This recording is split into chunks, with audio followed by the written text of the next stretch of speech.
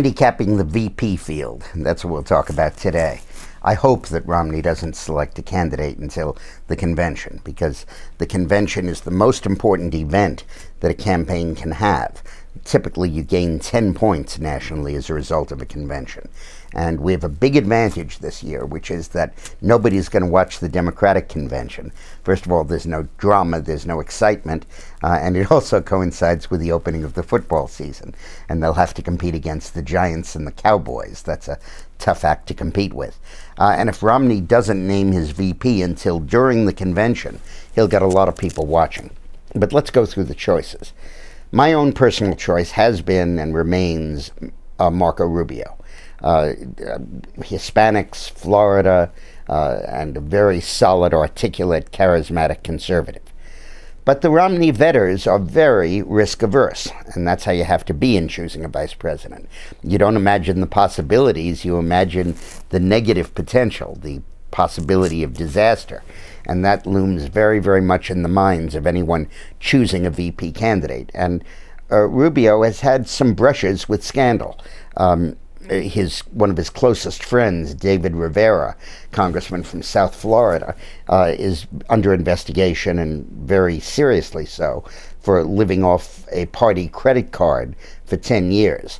Now, Rubio charged $100,000 on that party credit card and said that 16 of it was personal and repaid American Express. But, you know, you don't want to get into that kind of a situation where you're going through each item on the credit card. Who needs that in a campaign? So that, I think, will be a concern. Also, the guy who Rubio picked to succeed him as Speaker was convicted of corruption, and there's no evidence that Rubio was involved, but these were all a little close for comfort. So it may be that, I think unfairly, the Romney campaign gets risk-averse and doesn't go with Rubio. Condi Rice would then be my second choice. I think she'd lend real star power to the ticket.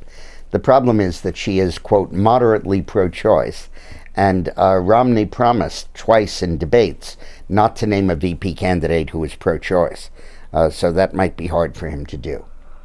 That leaves a bunch of boring white men, and none of them will help you win, but you have to hope you choose someone that doesn't help you lose. The most interesting of the boring white men is Paul Ryan, who really is not boring at all. He's brilliant, he's charismatic, he's young, attractive, just terrific. The problem is that he came out in the first Ryan budget for replacing Medicare with a voucher system. And he's since backed off that. He said, no, you don't need to do that, but you can keep your current Medicare or go to the voucher system, and we'll make the voucher system so attractive that most people will make that shift. But Obama's not going to let him get away with that, and it would give Obama a really big issue to beat Romney with. So even though I love Paul Ryan, I hope that Romney does not select him. Ron Portman from Ohio, the senator, might be a little helpful in Ohio. He was Bush's former budget director, and that could bring the Bush years back into contention here, and that could be a little bit of a risk. He's not an exciting candidate, and that also is a downside. John Thune of South Dakota, great integrity, very conservative, looks like a president, but very, very, very dull. Of the boring white men, if that's a category, my favorite would be McDonnell, the governor of Virginia, because he's managed to hold spending down, hold taxes down, and actually roll Virginia's spending back to the levels pre-recession, which is just terrific that he's been able to do that. So, and there might be some other dark horses for that field, but I think that probably about covers it. But I hope that Romney does not make a selection until the convention. Thanks a lot for watching.